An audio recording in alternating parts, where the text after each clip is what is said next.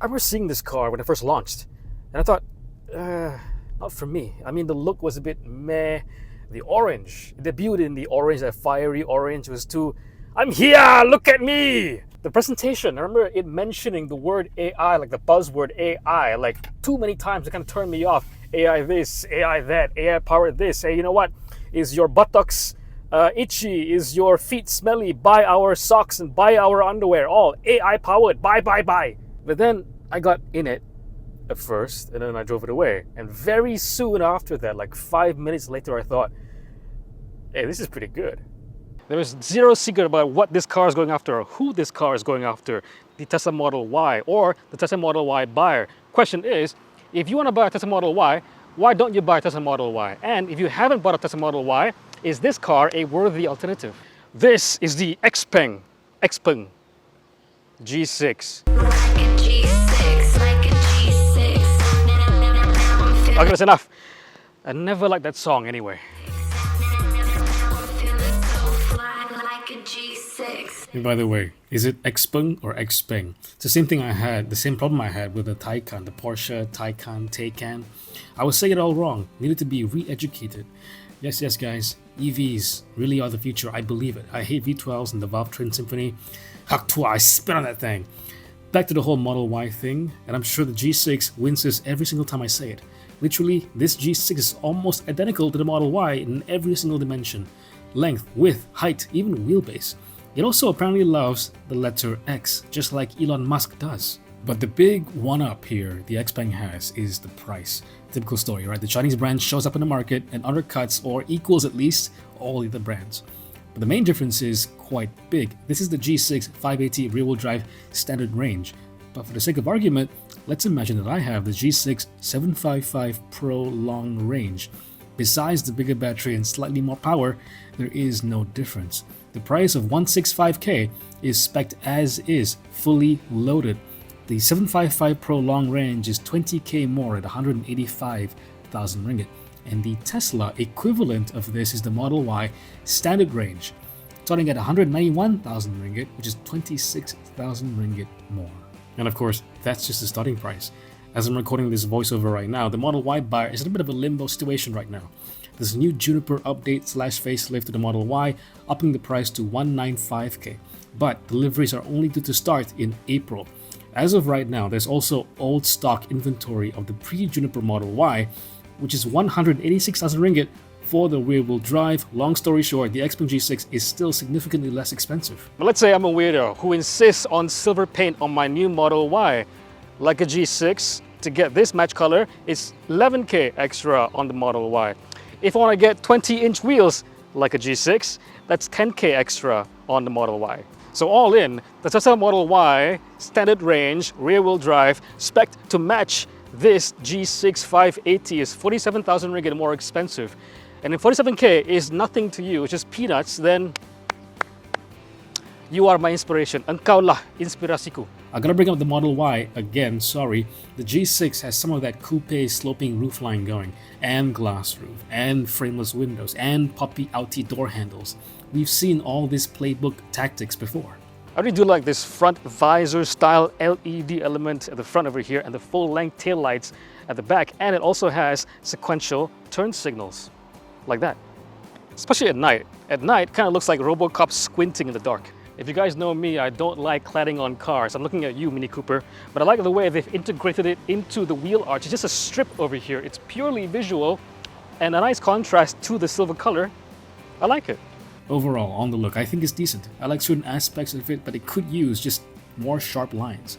Its shape really does lack definition, just soft curves everywhere.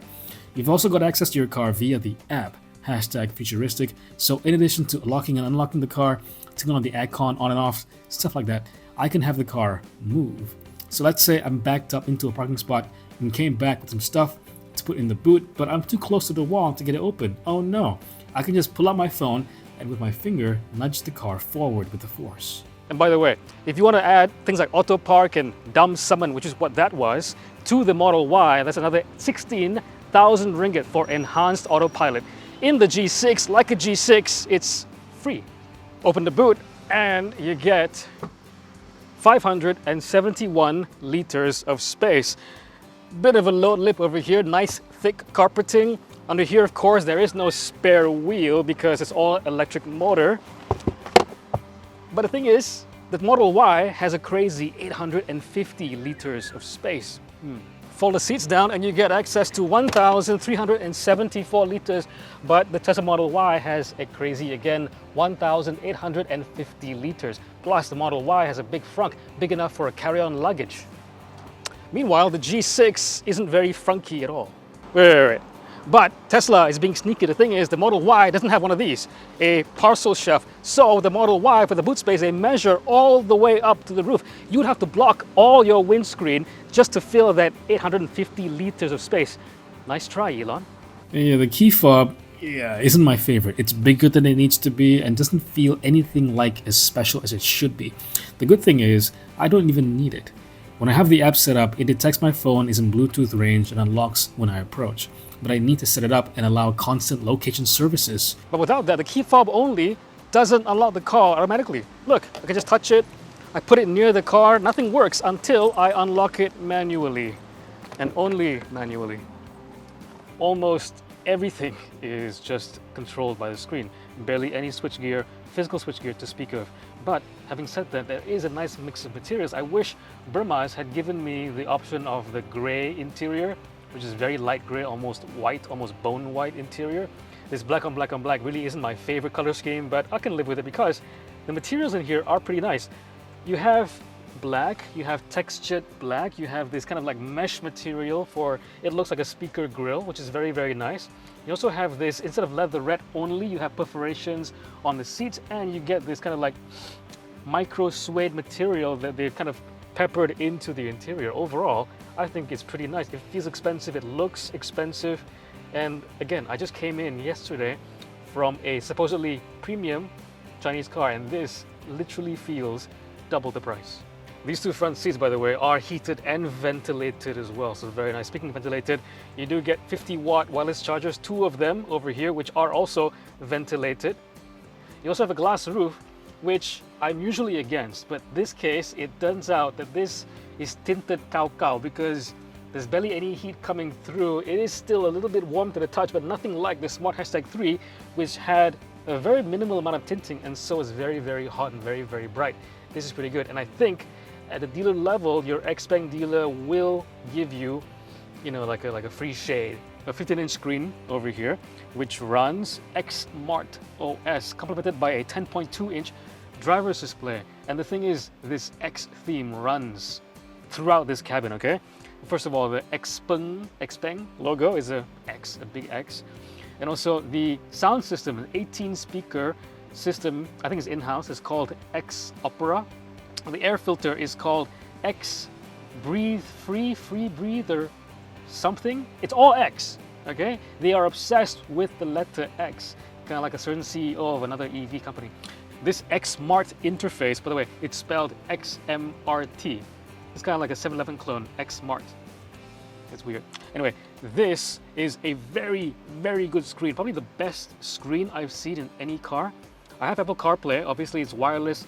Android Auto is wireless, and it is the most clear and vibrant, very smooth interface that I've seen when I'm mirroring my phone. It is brilliant.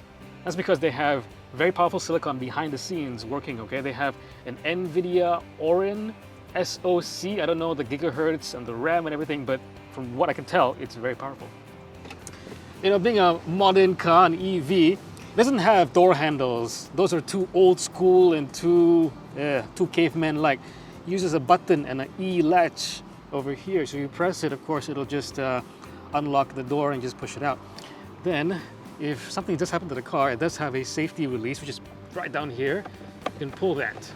So hopefully you know what to do in an emergency. And for the back door, not quite the same, although it does have emergency release. Button over here as usual, but the release for the back door is somewhere over here behind this thing, plastic cover. You have a cable, you pull that, you can open the door. The windows don't go all the way down. In fact, it stays quite a bit upright, like a whole third of the window remains you know, like this instead of going all the way down. Okay, besides those two things, this is a very nice interior. This glass roof is heavily tinted, so again, I don't get a lot of that. I can see the sky and the trees, but I'm not bombarded by all the heat here in Malaysia. And these seats are very comfortable. Just at the front, you have the same kind of leatherette and micro suede material. You have this nice bowstring to keep you in place and let you sink into the seats. Headrest is also still quite squishy. Also, these seats are reclinable, so I can have an even more comfortable time over here.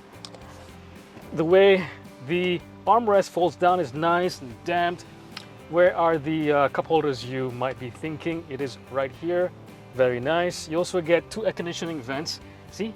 Air conditioning vents over here. Manual ones instead of the ones in front, which are electronic and therefore worse. This works fine. See how easy it is to just use? Instead of me having to use the screen and tap, tap, tap and poke, poke, poke. This works fine. You also get two USB-C ports, a completely flat floor, obviously it's an EV, seat pockets over here, and just a lot of speakers. Okay, I can see two tweeters on the roof over there, two more right here, two more at the back, one here and one at the bottom. That's a lot of speakers, 18 in total. Yeah, count them up. There is just a lot of room in here, and maybe even more than the Tesla Model Y. Back to the front. So in addition to having two USB-C ports at the back, you do get one USB-A port and one USB-C port down here somewhere. Storage-wise, down here you get, like a little area to put your handbag or small things. This is lined with kind of like micro suede felt-like material, but they don't do the same thing with the door pockets. Down here, it's all just hard plastics. Two cup holders over here, very snugly fitting my big yellow bottle, and a huge, honestly, huge center cubby over here. It is so deep and so expansive, you can fit a lot in there. And it's also felt lined, just like this area down here. Almost making up for the fact that you don't get a glove box at all. I come to the whole minimalistic thing. Some cars go over the top, and EVs, for some reason, just do this all the time. I blame Tesla for starting this whole trend of putting everything on the screen. My conspiracy theory is that it is cheaper to put a virtual button anywhere buried within all the menus on the screen than it is to actually fabricate a button and engineer the wiring to work along with the design of the dashboard, let's say. It's cheaper to have a virtual button that just does whatever you want. You can change it whenever you want, but it doesn't make a very good user experience. The one thing that in this car I wish they would consider having is some kind of control, physical control for the air conditioning. But let's say I want to adjust, the direction of the fans. I can't do that. In the back, like I said just now, I do have controls. I have a little knob over here. I could just point it to my face if I wanted to. In this car, I can't. I gotta go into the menu, the full screen menu for the air conditioning, and push this virtual thingy to where I think my face is, and that doesn't really work that well. And you have to take your eyes off the road. The cameras are really, really super clear. Honestly, you have like 18 cameras, all this car. Usually I'm quite wary about having cameras. There's even a camera over here facing my face for the driver attention monitoring system, whatever it is. So I go into reverse. And you know what? The nice thing is that both side mirrors actually adjust and tilt down so I can see the lines better, in addition to the excellent cameras and 3D surround view monitor to help me reverse. This has so far been the best first impression of the first model for a new Chinese brand to Malaysia for me. Because the BYD, the first one I drove, was the Auto 3. Not that it was a negative experience, just that it felt like it was trying really hard to appeal to a certain demographic. It was trying to be very, very different. Remember those guitar strings on the door pocket over here, the blue and the orange interior? It was just, what are you doing? What are you trying to do? It looks like a typical kind of like SUV shape from the outside, and you go inside, it's just really wild. And it didn't drive that well. It came with Batman tires. It was all a mixed bag. But this feels like a truly upmarket product. The way it drives, the taste at which it has been designed, the exterior, the more I do the more I do spend time with it, the more I appreciate its soft curves. I just do wish that it had a bit more definition, a bit more straight lines, a little bit more jaggedy edginess to it. It's just very, very soft. Some people like that, I guess. The way this thing handles, I am very pleased with it. One of the things that I was so keen on this car was how it drove, because it's a feeling, okay? I can't really convey it because it's not firm, but it's not soft. It's got a good level of pliancy, and honestly, I thought this was air suspension. It is so good at absorbing bumps, but also giving me like confidence in the bends. It doesn't compress too much. It is a really well-judged chassis suspension setup. It is really quite good. Really good. It feels really European. And I can't say the same thing about a lot of other cars from China in this market. It feels very upmarket. And it's one of the things that has led me to kind of like have a really good impression about this car. Second thing is refinement. The suspension is refined. These tires, Michelin Pilot Sport EV, there's criticism out there saying that it is a little bit noisy, and I get why it is classified more as a UHP EV tire, but I really don't have that criticism. They are doing a very good job as well of keeping the car even more pliant, absorbing the impacts and imperfection of the road in the sidewall. The steering wheel is way too chunky. It's a vague steering rack overall, but I can say the same exact thing about a lot of other cars with electronic steering, which is pretty much every car being sold right now. And even though this is the entry-level Xpeng G6, right, it has the exact same electric motor, except that that car, the higher-end one, has a bigger battery, 87.5 kilowatts versus this one, a 66 kilowatt-hour battery.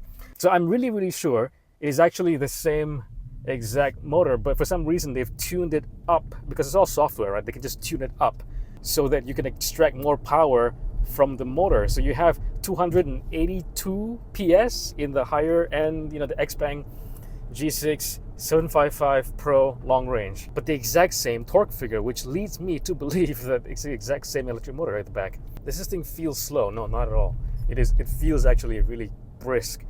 I don't really need any more power than this, honestly.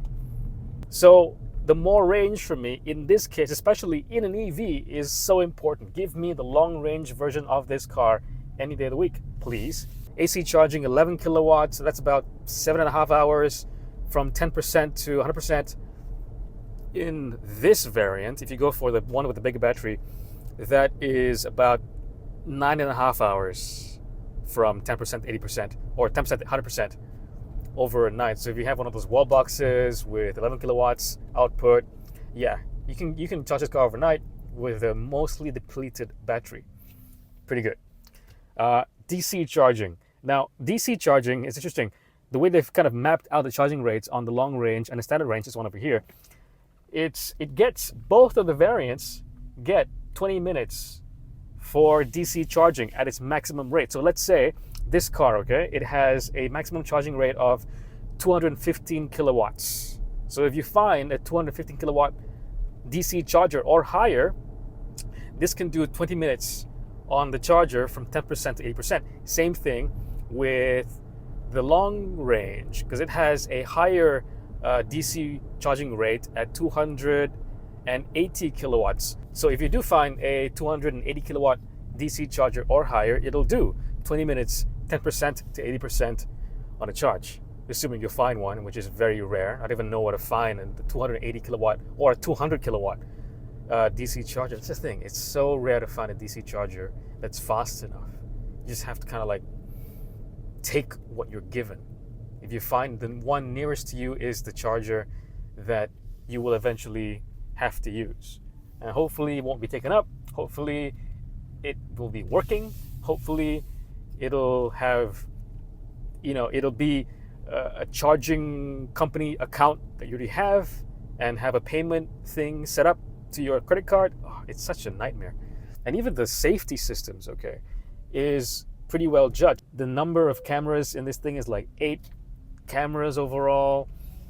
It has a lot of sensors, okay, a lot of things going on around here to keep you safe. And for the most part, I can say it's non-intrusive. The beeps are nice, they're not annoying for the most part. And I really appreciate how much they have kind of thought about the balance between being annoying and being safe. The 3D radar view is very good, and the cameras are super, super clear. I know I mentioned the fact that this screen is probably the best screen. I don't know what it has. It has like a polarizing filter or something to make it extra super sharp, but it is really nice. And it's not too glary either. Usually we have like a polarizing filter. You also have to have a little bit of anti-glare coating, which kind of dulls the screen. No, and this thing is really, really sharp. And it makes the cameras extra, extra sharp maybe. There are 2 cameras over there, including one on the side mirrors. So whenever I turn the turn signal on either way, it pops out a screen over here, a mini window with a view of my blind spot.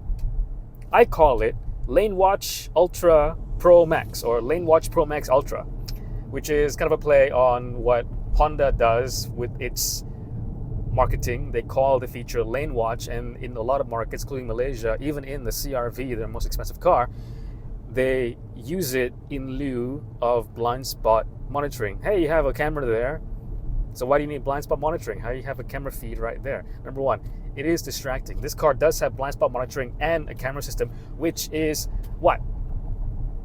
4 times, 6 times the resolution and the sharpness and the clarity, even at night, of the Lane Watch camera. No marketing necessary. And this is one of the best implementations. It is super clear. Lane Watch Ultra Pro Max, trademark. This is a surprisingly good, almost great, really quite good EV. I'm a big fan of the way it handles and rides, the quality, and the ways it frustrates me, and it does frustrate me at times, but in the ways that a Tesla Model Y would frustrate me at the same time. So yeah, a worthy alternative. It feels like the same perfect villain contrast to the BYD seal that it has to the Model 3, except not made by BYD. So good job, Xpeng. If it was me, I would go for the 755 Pro and spend the extra 20,000 ringgit to go for the longer range version of this car, because visually and spec-wise, equipment-wise, there is completely no difference. That is, if I were looking to buy an EV, which I'm not, all in, okay, with the 20-inch wheels, with the silver paint, not white paint, the silver paint option, and the enhanced autopilot, the Model Y costs 63,000 ringgit more than this one for the equivalent spec. The value is there, but it's not like the G6 is sloppy in execution either. It feels like a thoroughly developed car, something that is really hard to convey on camera. But what do you guys think of the Xpeng G6? Let us know in the comments. And if you made it this far, thank you very much. Like, subscribe, again, leave us a comment, and I'll see you guys in the next one.